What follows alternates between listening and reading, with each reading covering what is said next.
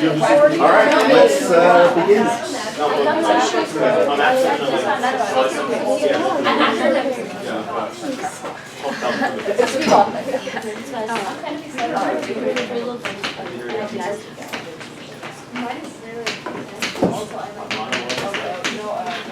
So I got a few questions yesterday that made me want to actually go over something about how when you plug an inverse trig function into a trig function and how things actually work.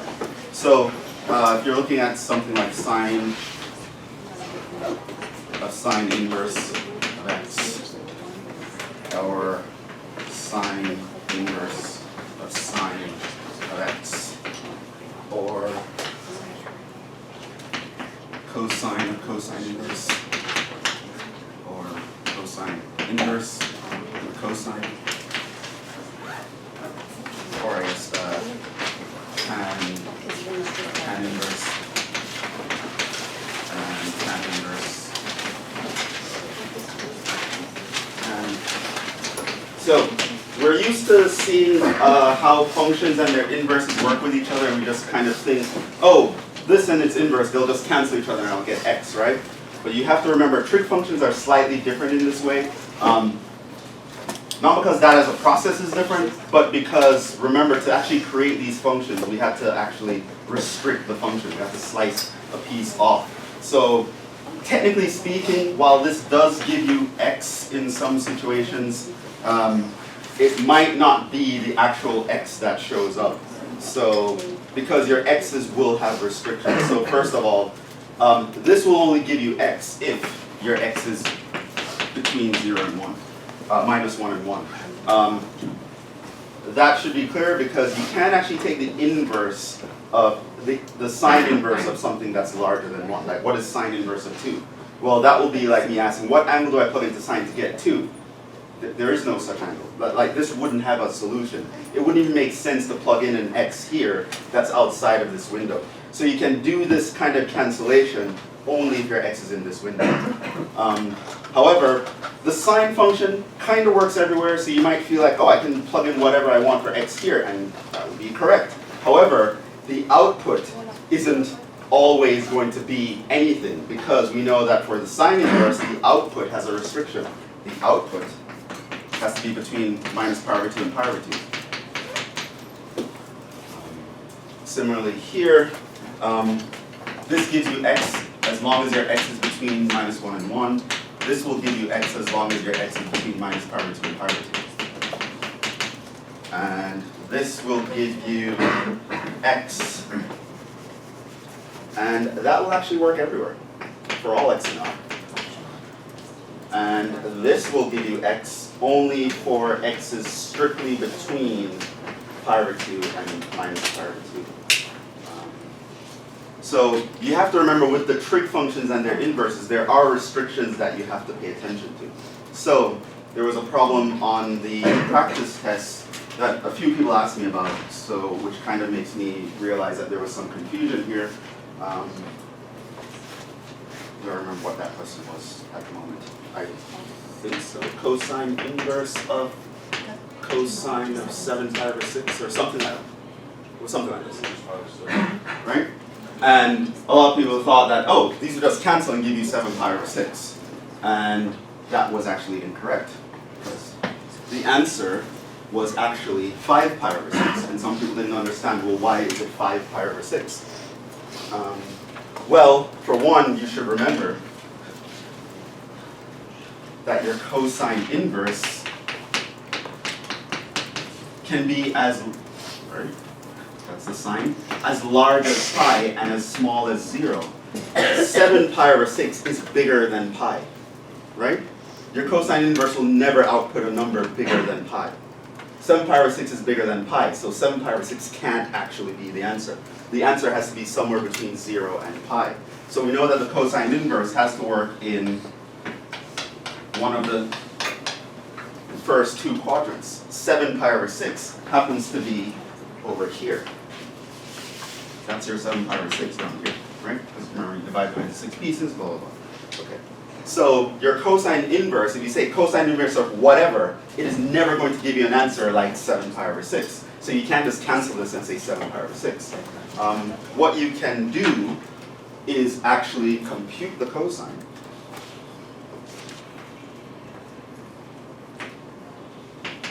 Which by now, from memorizing the table and all that good stuff, you should be able to figure that out. What is cosine of 7 pi over 6?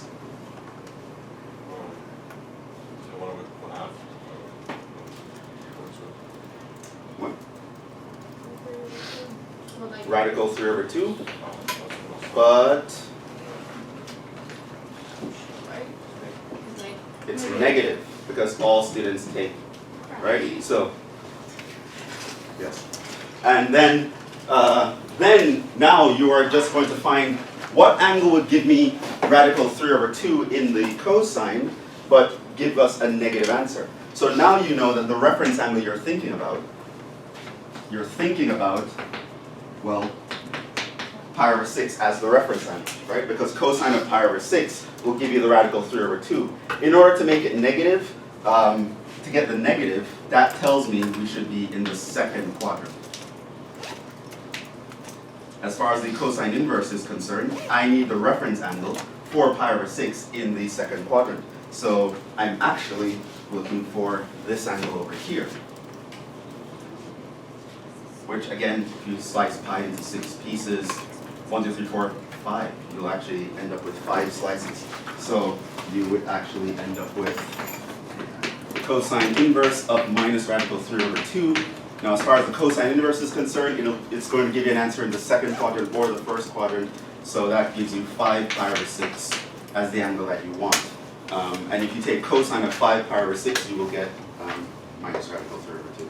So it is possible that when you plug a trig function into an inverse trig function, that it doesn't just cancel very cleanly. You have to be aware of where the inverse function actually works. So these guys don't just cancel in the usual way. You sometimes have to choose the reference angle that fits with your inverse trig function. So your inverse sine function is between minus pi over 2 and pi over 2. So your sine inverse will never give you an answer outside of that window. Similarly, your cosine inverse will never give you an answer outside of 0 to pi. So just be aware of that. Be careful with that. Don't just think it's as easy as canceling stuff. With trig functions, it's kind of, there's a nuance here. And that being said, let's just pick up where we left off. Jhevon, Yes? is the final just like the first two? Like Yeah, so the final is just going to be like test 1 and test 2 stitched together. Good questions. Huh? Huh? Yeah, like the length is going to be 2 hours and change. And it'll just be a bunch of stuff from test 1 and test 2. So it's going to be 20 to 22 problems, somewhere like that. And yeah, of a various mix. Now, let's continue. Last time,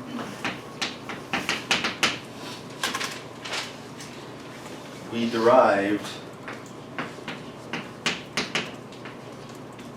sine of A plus B.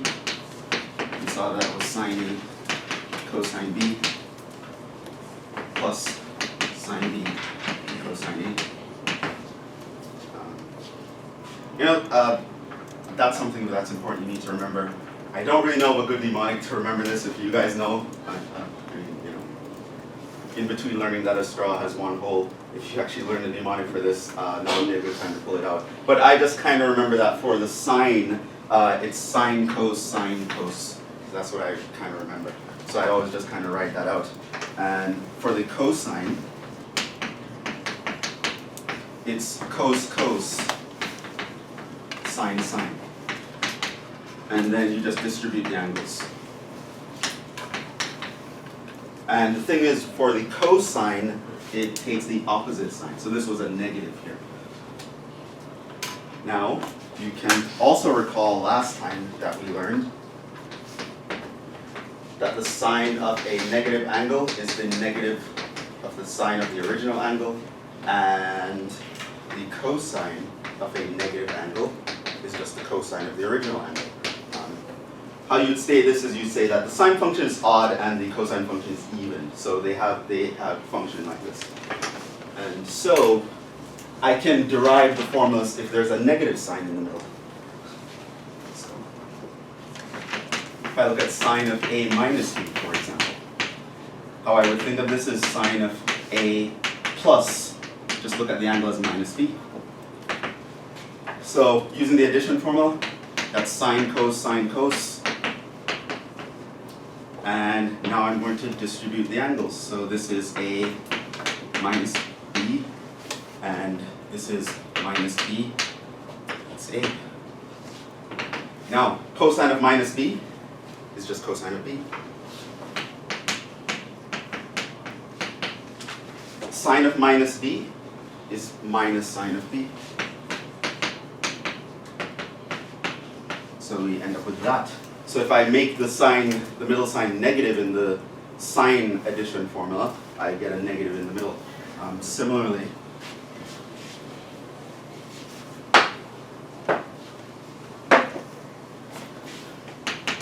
if I look at cosine of A minus B,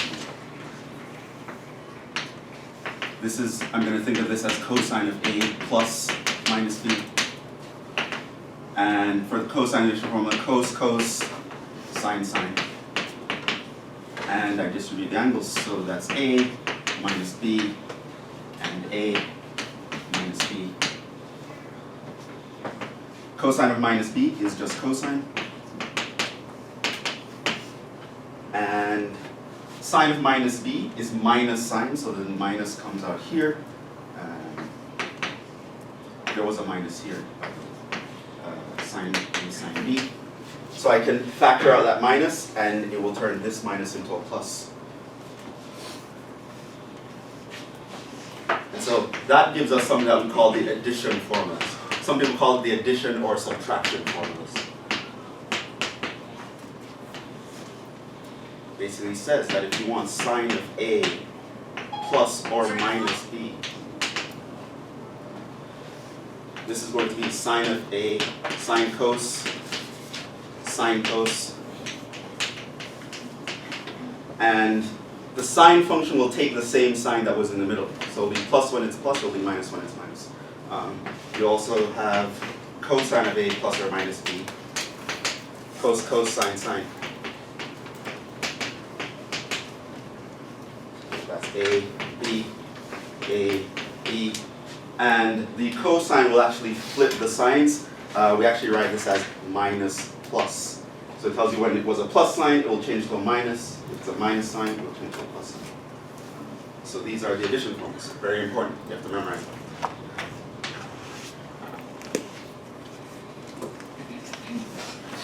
Now, something that I asked you to do for the bonus in the test is to derive the so-called double angle formulas.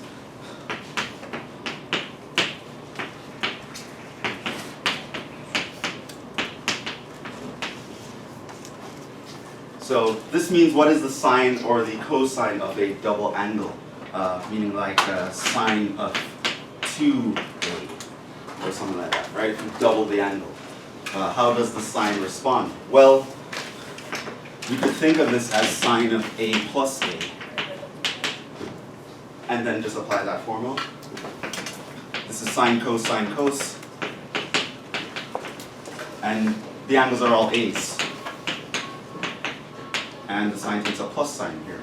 So notice that you have sine A cosine A plus sine A cosine A, you have 2 sine A cosine A. Similarly,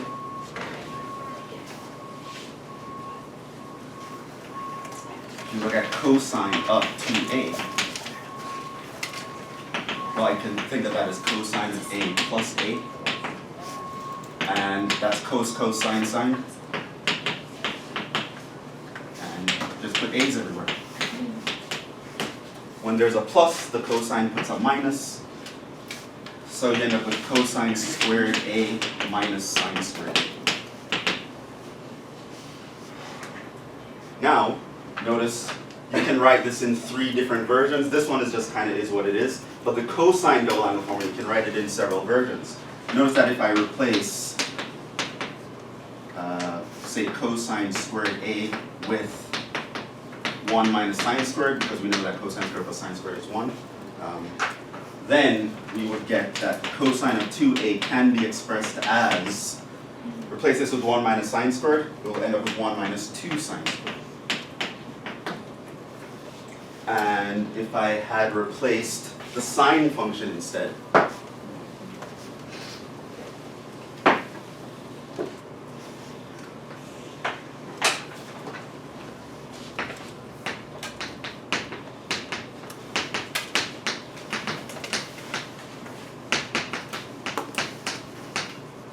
then I would plug in 1 minus cosine squared here.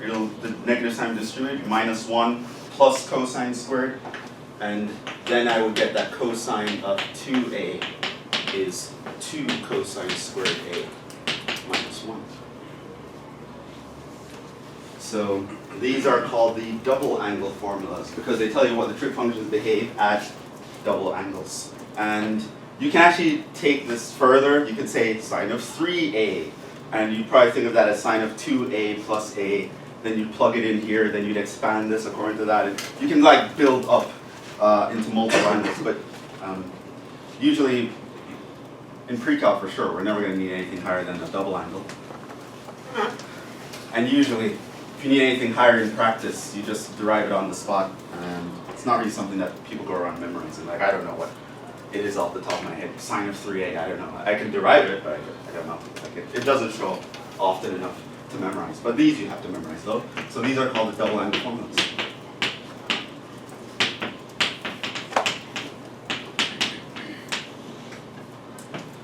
It says the sine of 2a is equal to 2 sine a cosine. And the cosine of 2a is cosine squared a minus sine squared a, which is the same as 1 minus 2 sine squared a, which is the same as 2 cosine squared a minus 1. So you need to know all the versions because one version might be more convenient than another, and later we'll see an example where this turns out to be true. And it turns out that this formula is actually useful for something else.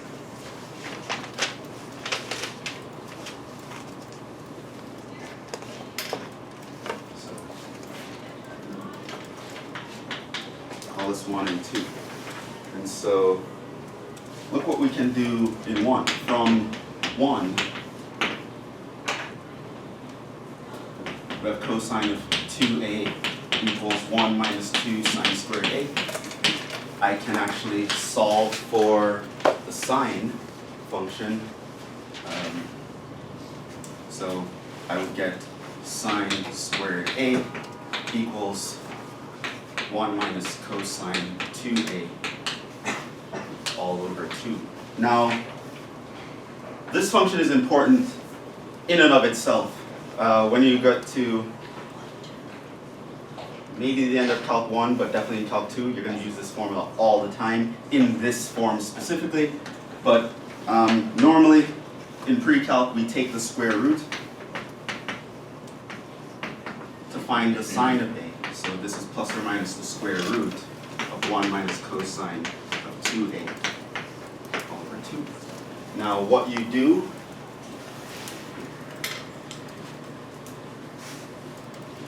is we write x over 2 instead of a. And then what you get is the fact that sine of x over 2 is going to be plus or minus the square root of 1 minus cosine of x over 2. And in pre-calc, that's how we memorize this formula.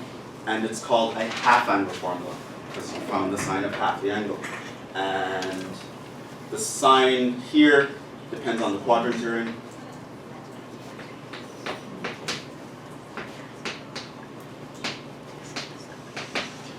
And similarly, you'd be able to derive the fact that cosine of 2a, cosine squared a, is going to be 1 plus cosine 2a all over 2, which leads you to the fact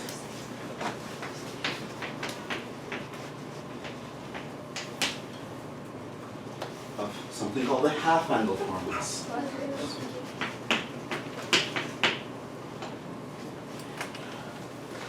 So that tells you about sine of half an angle and the cosine of half an angle.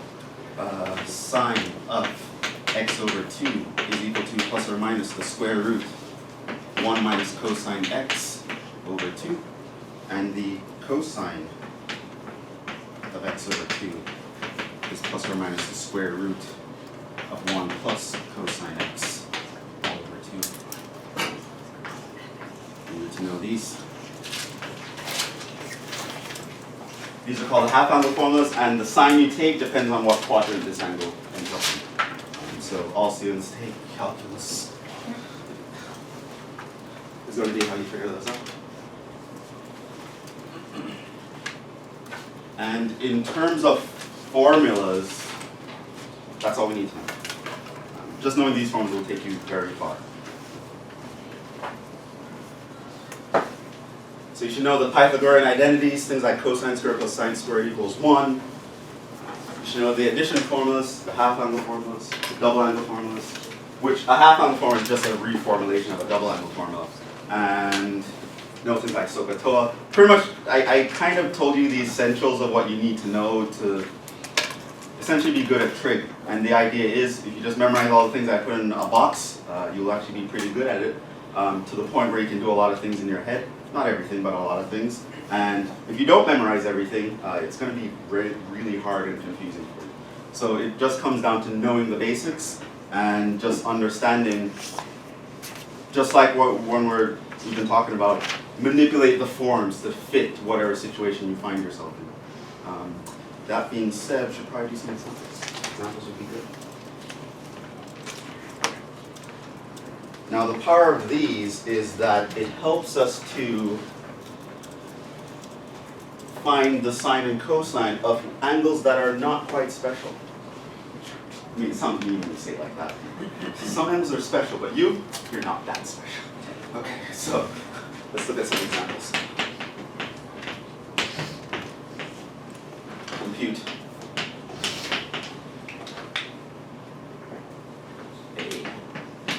sine of 75 degrees, which you might notice is not in that table, and it's actually not on one of the sine or cosine graphs.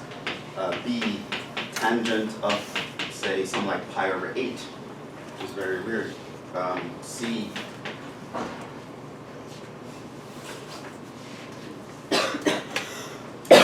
cosine here. Cosine of minus 5 pi over 12.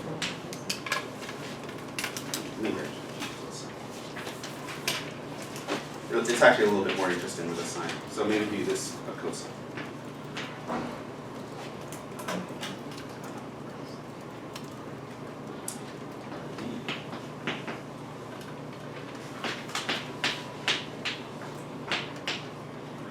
There's a degrees problem for good measure.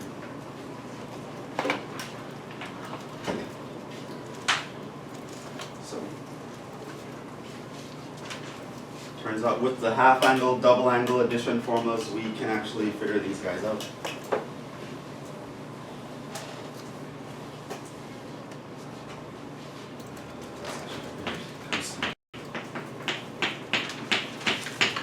So 75, not such a special angle.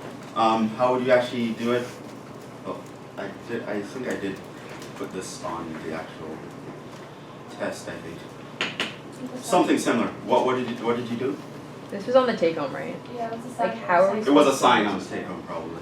How Yeah, did- but how did you do it? Oh, I didn't know. You break it up. So 75 itself is not that special, but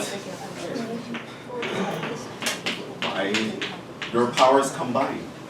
So who got this wrong on the test? So that's not what you did. No, like I did because I saw what you did on the practice one. Okay. But like, say if we did get it wrong on the test, how would that be? Well, I don't know. I'd have to see what you actually did. But so you should know, because you have the table memorized, you have all the graphs memorized, you would actually know, oh, cosine of 75 degrees, that isn't something I know. So what you start thinking is, can I break it up into things that I know? And it turns out you can break this up into 30 and 45 degrees. I know the cosine of 30 degrees and 45 degrees. But now there's a plus sign in the middle. How do we deal with that? Well, that's an addition formula. That's cosine of A plus B. So that's cos, sine, sine. So it's 30, 45, 30, 45, and when there's a plus sign, the cosine puts a minus sign. Cosine of 30?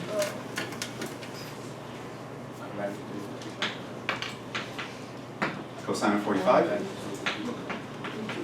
Sine of 30? Sine of 45. See how quick he said that? Okay, so this is radical 6 over 4 and radical 2 over 4. Or you could write it as, I guess, radical 6 minus radical 2 all over 4. So I could figure that out. E. Tangent of pi over 8. So you see something like that, and you realize, I don't know what the tangent of pi over 8 is. However, you can notice that pi over 8 is the same as pi over 2 times 4. Pi over 4, I actually know what that is. And notice here that I just multiplied by a half. So this is the same as tangent of pi over 4 over 2. That's like asking me tangent x over 2. Now, all the formulas I gave you, there are tangent versions of those formulas, but even I never remember those because I just never really use them. So I know, so usually I just use sine over cosine. If you like memorizing the formulas, by all means do it. You can look up the tangent formulas in your book, but I never do it. I just use sine and cosine whenever I have to do a weird tangent. And so now this is like sine of x over 2 divided by cosine of x over 2. Wait, why did it go from pi over like 2 times 4 to pi over 4 over 2? Because they're the same thing. If you look at this as 2 over 1, keep, change, flip. You'll get that back. Okay. Yeah. So now this looks like the half-angle formulas. I actually know that this is going to be the radical of 1 minus cosine pi over 4 over 2. And over here, I know that this is going to be the radical of 1 plus cosine pi over 4 over 2. What sign should I take?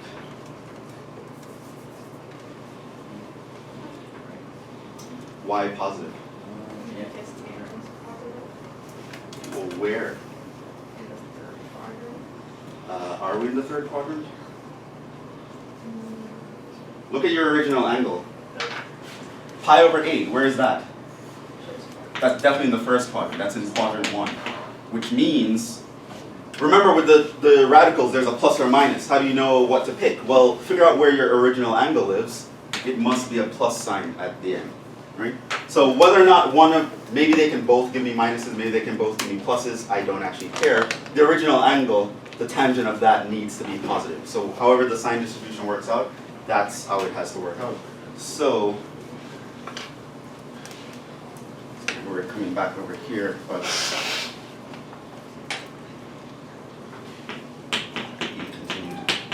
to be continued. Okay, so now, do we know what this is? Now also, what you can notice is that the tubes are just going to actually cancel with the keep, change, flip idea. So this is going to be equal to the square root of 1 minus cosine pi over 4 over 1 plus cosine pi over 4. Cosine pi over 4, radical 2 over 2, and sine of cosine pi over 4 is radical 2 over 2.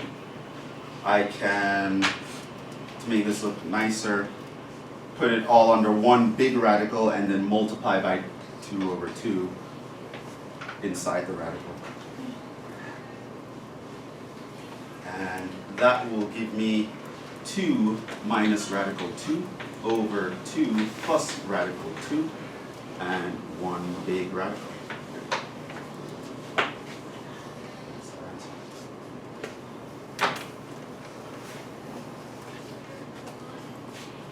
What about minus 5 pi over 12?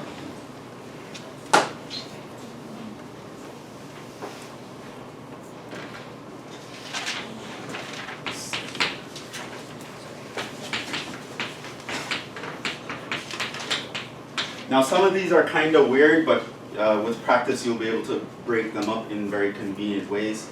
A couple ways you can do this one. You could actually notice that I can think of this as sine of minus 5 pi over 6 over 2 and use the half-angle formula if you're all into square roots. Another way is to actually realize that I can get a minus 5 by taking 4 pi minus 9 pi. So a couple ways, whichever one you see is okay. I'm going to do this one just because I want to avoid a square root if possible. If you see this, just use the square root, use the half-angle formula with minus pi over 6, minus 5 pi over 6. If you see this way, it's also nice. I'm going to do it the second way. So realize that this is going to be 4 pi over 12 minus 9 pi over 12. But that actually simplifies. 4 goes into that.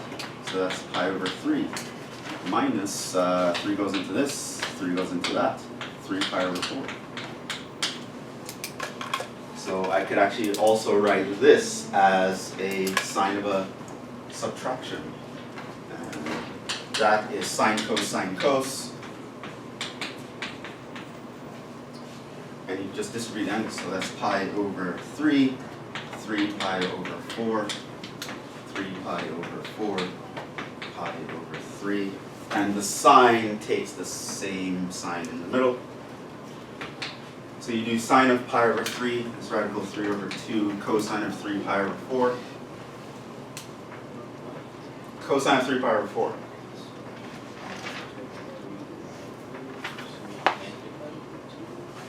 Negative radical 2 over 2, right? Negative because 3 pi over 4 is in the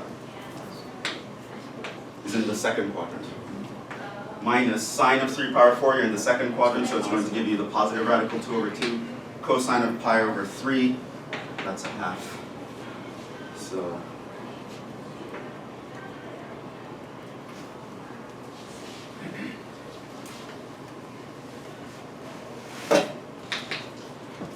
that is going to be minus radical 6 over 4 minus radical 2 over 4, or negative radical 6 plus radical 2. Figure that out, right? So you can figure out the sine and cosine of various angles. Once you can realize how to break them up, either as a summation or a half or a double, you can use these other formulas to figure out some nice values, which in many cases will be convenient. The last example, just to finish this off, cosine of was 67.5. So the 0.5 is a hint where we see something like that. That 0.5 makes you think of a half, right?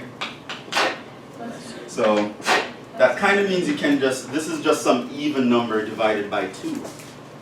So some odd number divided by 2. So I can think of this as something divided by 2. What is that?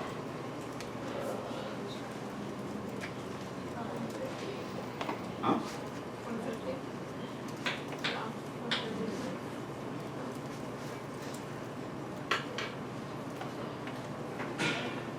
Huh?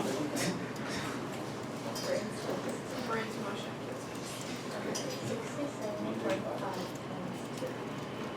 Well, what's 60 times 2? It's 120, right? And then 7, right? It's like, is it 1/3? That reminds me of a meme. I mean, it's kind of premature here, but I tell my other classes about it all the time. So I saw a meme before where it's like, the more advanced math, and over here is ability to do simple math. Just so I can clarify that. Because it's so funny. Like in some of my other classes, we're doing all these complicated things with all these calculus, and we're in 3D, and we're doing integrals and finding tangent planes and stuff like that. And then I ask them, so what is this as a fraction? Everyone gets stumped. Like they literally forget arithmetic. They get so like complicated. Yeah. Which is, I mean, It's understandable. A lot of people think that math is about numbers and calculations, but most people, it's not at all. Like the math that, once you actually get a math degree and like after that you go into graduate school in math, it's very rare to see a number. A lot of it is about the arguments and the patterns, and it's not, you don't spend time number crunching at all. So if you don't actually keep up with your arithmetic, it's easy to just forget.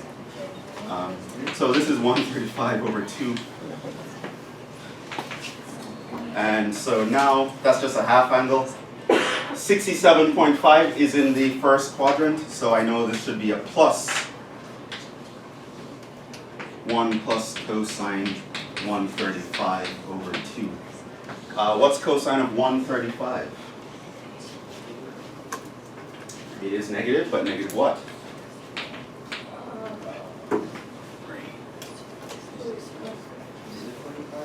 What's the reference angle for this? It's 45. Right? Because it's 135, that's in the second quadrant. The reference angle is going to be 180 degrees minus 135. And so that's 45, and so that's 1 minus radical 2 over 2 over 2. Which, to make that look a little nicer, I can multiply by 2 over 2. And that's 2 minus radical 2 all over 4. Or I can write it as, something like 2 minus radical 2 all over 2, something like that.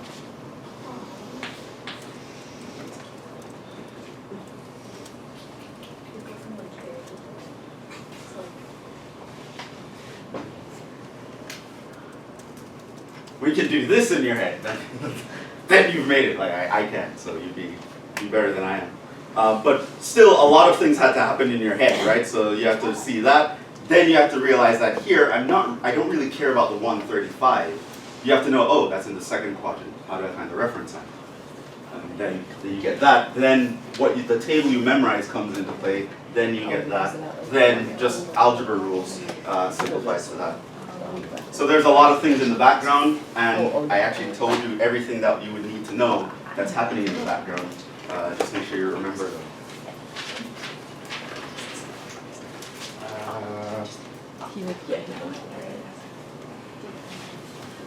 Before we move on to the next section, maybe one other kind of example that I want to make sure that you know how to do.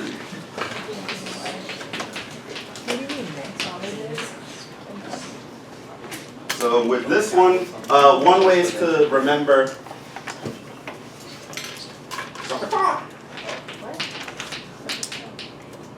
Remember the guy? Yeah. The Asian monk? Yeah. Yeah, okay. Fine. Let's do a couple examples. A sine of 2x.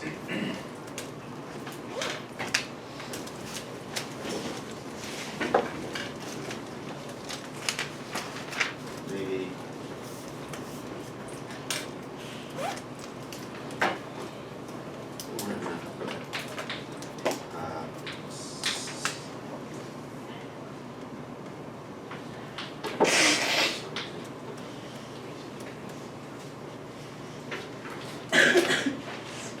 so problems like these show up from time to time when you're trying to solve something bigger.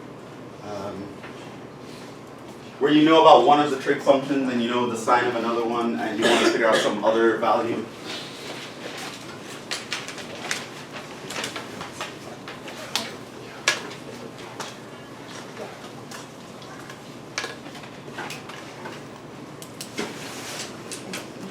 Example 2.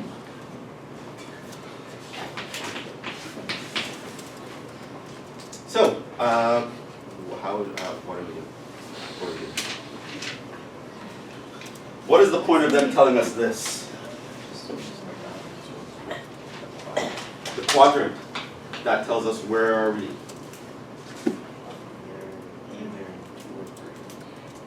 There's no either. We definitely know one for sure. Notice that the cosine is positive and the cosecant is negative. What does that mean? That actually only happens in one location. Huh? Yeah? Quadrant 4. Quadrant 4, how do you know? Because cosine is positive, And? sine is negative. Cosecant is just 1 over sine, remember? Which means that your sine is negative.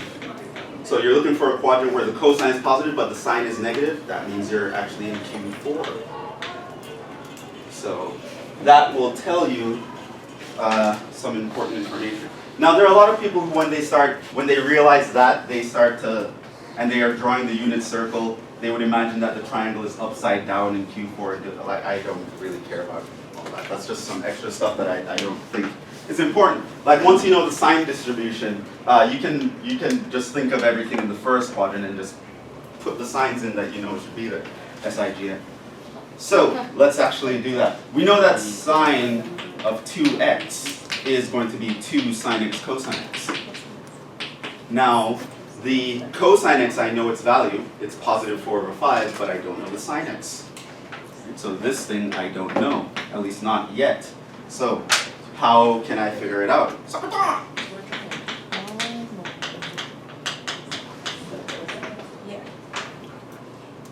Basically, if you have the cosine of x is 4 over 5, you just remember that cosine is adjacent over hypotenuse.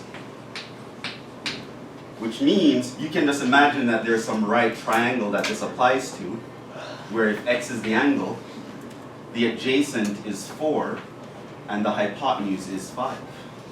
And which means that this side needs to be 3. That's a famous 3, 4, 5 triangle. They pop up all the time. So this would mean that the sine of x is 4 over 5. No, 3 over 5. But 5 over 3. don't forget the quadrant. So it's a negative 3 over 5. So that means, because this, so that means our sine of 2x is going to be equal to 2 times minus 3 over 5 times 4 over 5. That's minus 24 over 25.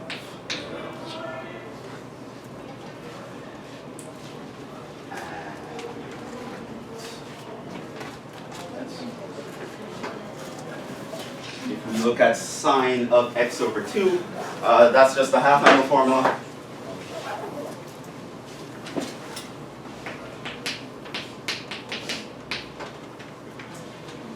There is another way to do this. Let me just mention. If you like SOHCAHTOA, that's good enough. You can use it another way.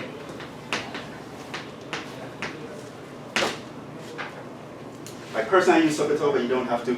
Another way is to just use the formula. There are sometimes I like using formulas, sometimes I like using figures, whichever is easier for me. But we do remember that sine squared plus cosine squared equals 1.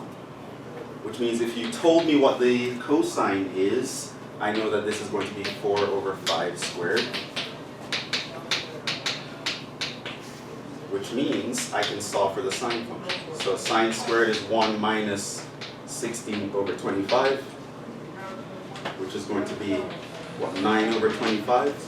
Which means your sine function is going to be the square root of 9 over 25, or 3 over 5. And just by knowing the quadrant, you know that that should be negative, because we are in Q4. Then continue.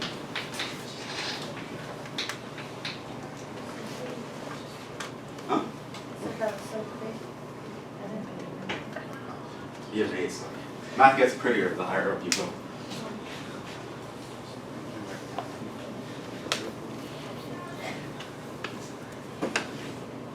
Sometimes you hear people talking about math, oh, it's so beautiful, it's pretty, it's very, and everyone's like, what is this guy on? Like, what? Listen to this quack. The problem is, most people never see it because they never go far enough into math. Like I said, eventually it's less about numbers, it's more about beautiful things working out. And then you start, whatever. I'm not gonna get into it.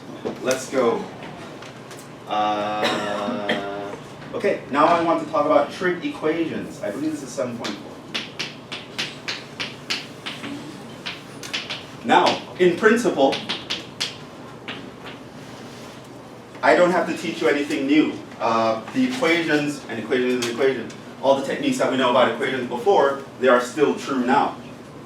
Just because there are trig functions involved doesn't mean that you forget everything else that I taught you about equations. The only difference is, to solve trig equations, what you would tend to do first is to solve for a trig function.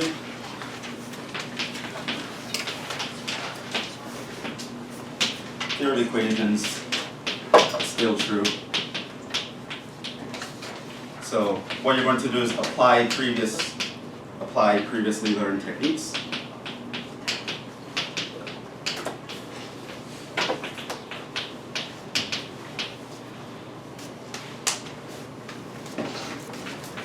But first you solve for a trig function, then get to the x. Solve for a trig function.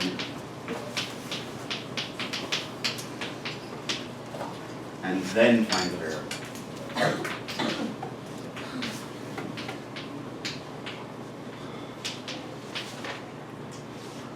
That being said, there's nothing really for me to tell you other than let's just go and solve some equations.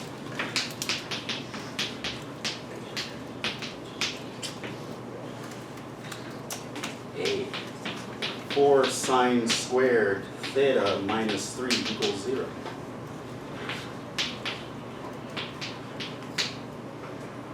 Cosine squared x plus cosine x minus 2 equals 0. Cosine 2 theta is equal to 3 sine theta. This one. Review these examples.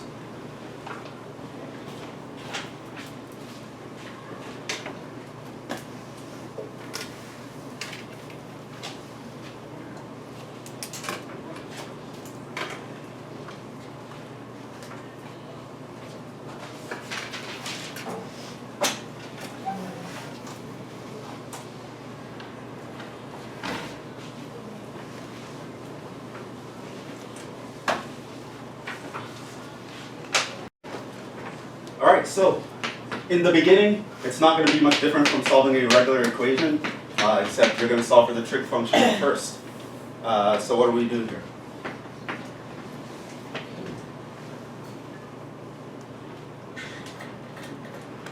Yeah? Add a 3 to the other side. Then? Divide by 4. Then? Take the square root, both sides.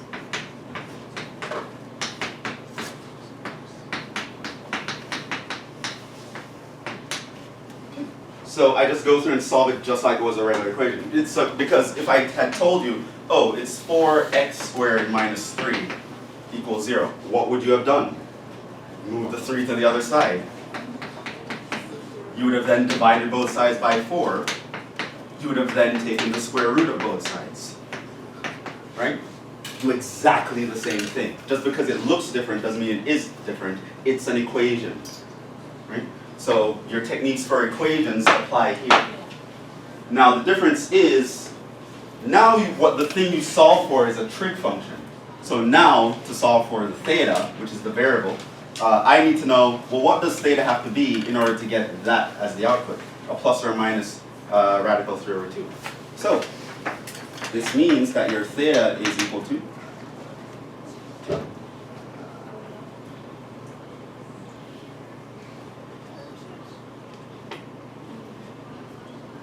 where does sine give you radical 3 over 2 in the table? Huh? Pi over 3 is the first one, right? That's the one in the table.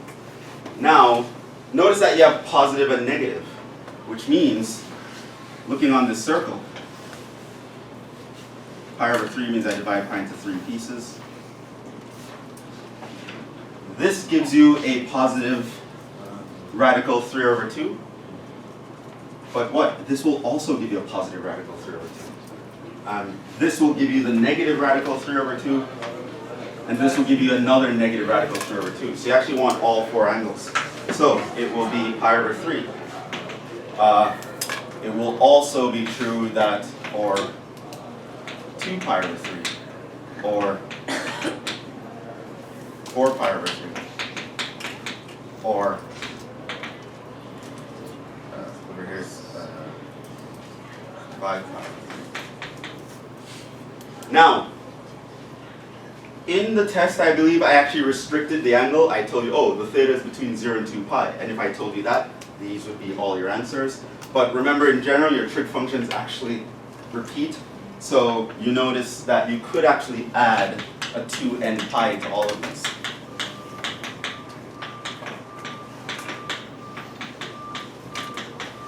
To find all possible solutions. N is an integer.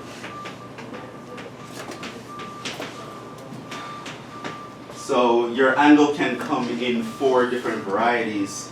Now, if you're a pro, you will notice something else. Notice that if I add pi to this one, I would get that one. So these two are pi apart, right? This and this, pi apart.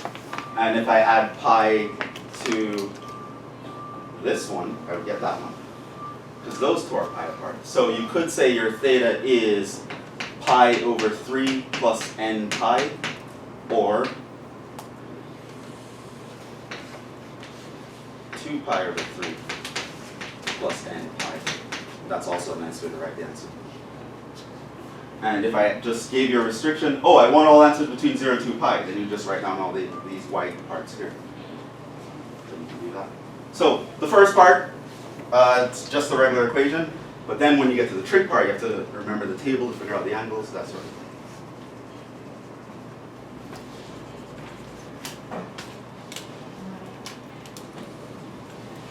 What do you think about B? What's that? It's quadratic. So, how would you deal with it if it were a quadratic? Right? Like if you had, say, y squared plus y minus 2 equals 0, what would you have done? Huh? You try to FOIL y plus 2, y minus 1. So, the same thing, except my cosine is in the position of y. So it's cosine x plus 2, cosine x minus 1. That, you just factor, it's a quadratic. And when I have this times that equals 0, what does that mean? Well, it means this equals 0, or it means this equals 0. So this means that our cosine x is minus 2. This means our cosine x is 1. Where is cosine x equals minus 2? What is the x value? No solution. Right? So this one, though, does have a solution. Where does cosine hit 1?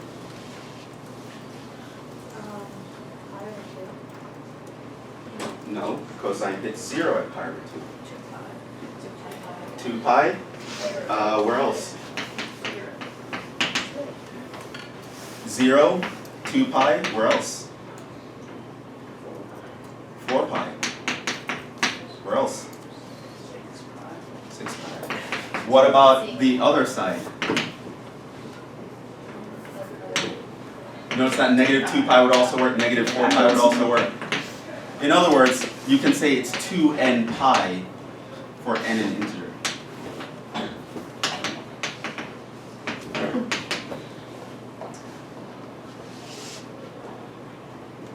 This kind of shows that that graph I drew earlier was true. Like I literally did this, well, we didn't do this, but we did something where it ended up with this as as just the last part of the question, and I did this with a differential equations class. Differential equations, that's something you take after Calc 3. And they didn't remember that. They were like, pi over 2, a half. No, 2n pi. You need to know that from the graph. Right? It hits 1 at 0, 2 pi, 4 pi, etc. And if you wanted to say cosine of x equals negative 1, notice that will happen at 1 pi, 3 pi, 5 pi, etc. And going in both ways. So that would be all odd integers times pi. So things like that you should know. I think I actually mentioned that before, by the way. So you should know where sine of x equals 0, your x is n pi, right? Every integer times pi makes sine of 0. Where sine of x equals 1, that one's a little bit harder, but you can figure that out. The first one is pi over 2 plus 2 n pi, and that would be just the same. But you should also know where cosine is 0, where sine is 0, where cosine is 1, where sine is 1, and be able to write down a general formula in terms of just you knowing what the graph looks like. So that's the solution here. X would be 2n pi. And if I said I only want the answers between 0 and 2 pi inclusive, you'll just list these two and forget the others.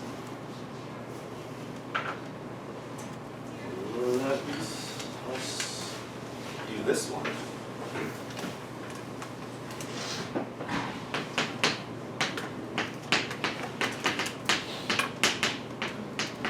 Okay, go.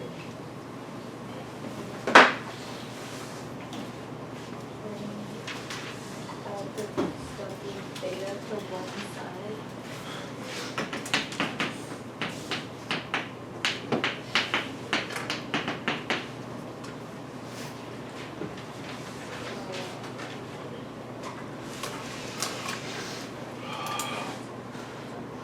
That's all I got. That's all.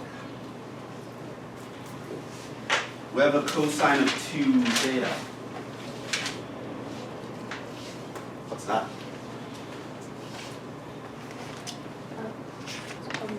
Well, that can be any one of 3 things, actually. What is it? What are the things? Cosine squared A. Could be cosine squared theta minus sine squared theta. It could also be 2 cosine squared theta minus 1. It could also be 1 minus 2 sine squared theta. So we do have some options here. What is the best option? The last one. The last one. Why is the last one the best option? Inside the cosine. Because it has a sign. Why do I care that it has a sign? That's Because there's another sign right here. the sine. So it's a sign. That's a sign. Or my SIGN. That's also SIGN. Now it's damn you English. So now it's a sign like SIGN. You mean like a plus or minus? No, it's a sign. Don't you get it? Like SINE? No. Okay. So I would actually replace that with 1 minus 2 sine squared theta minus 3 sine theta. Okay, what do we do now? Oh, add the one to both sides. To that. Oh wait, no, never mind. Why? Never mind. Move everything to the right side of the signs was all positive. Yeah. Okay, so 2 sine squared theta plus 3 sine theta minus 2. You can quadratic. It's a quadratic. It's like 2y squared plus 3y minus 2. So you factor that. Does that factor? Oh yeah, 2 sine plus 8. 2 sine plus So you put the times the variable and the variable here. Then we want 2 numbers out here that multiply to give us 2. And then if I take the outer terms and inner terms, they give me 3. So the 2 needs to be here and the 1 needs to be here. Again, you should know that the 2 wouldn't be here because that would make 2 a common term that you could factor out, but you couldn't do that in the beginning, so 2 being there is the only logical thing. And then you realize, okay, so the outer terms will give me 4 sine. The inner terms will give me 1 sine. How can I get to 3? Well, I make this plus and I make that minus. And so this is a negative here, positive there. And so I would factor that because it's just a quadratic. It might look a little bit scarier, but it's not scarier. It's just a quadratic. So now we would have that our sine of theta equals 1/2 or our sine of theta equals minus 2.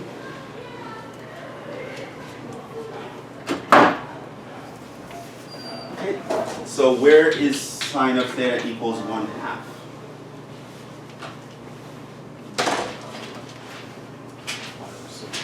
Pi over 6. Another place where it equals positive 1/2.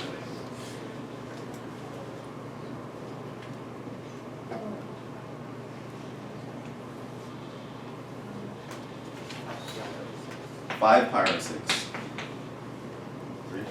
It will be positive 1/2 in the first and second quadrant. Now, of course, these will all repeat. Plus 2 and pi, plus 2 and pi. So theta is equal to that. Or, where's sine theta equals -2? The solution. So that is the answer. And if I ask you, oh, I only want the answers between 0 and 2 pi, then you just write down pi over 6 or 5 pi over 6. That's, and again, what you should be thinking in your head is pi divided into 6 pieces. You should also be thinking all students take calculus. Then you realize that the sign is positive in the first 2 quadrants, which means you want the reference angle, the closest angles to the x-axis, and you count them off. 1 pi over 6, 1, 2, 3, 4, 5 pi over 6. Right? So all this goes in your head, but if you do it in the picture, I think it's kind of easy to do it in your head. But that's just if you know the pictures well enough. But as you can see, we're doing a lot of things all together. The table, we're thinking of the table. We're also thinking of reference angles. We're also thinking of all students take calculus. We're thinking of all of these things all at the same time, which step 1, memorize everything I told you to memorize, and step 2, just practice doing them, and you get better over time. And I want to tell you this.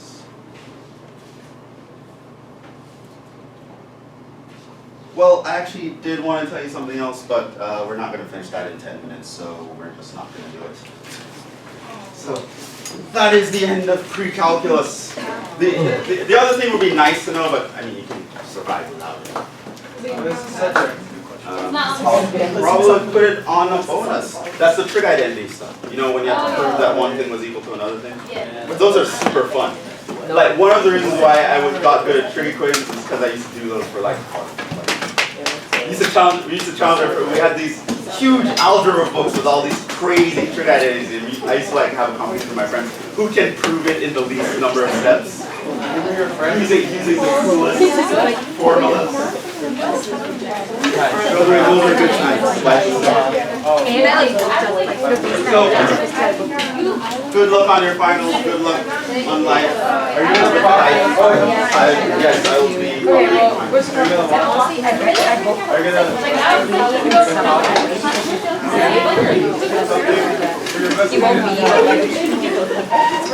All right, take care, guys.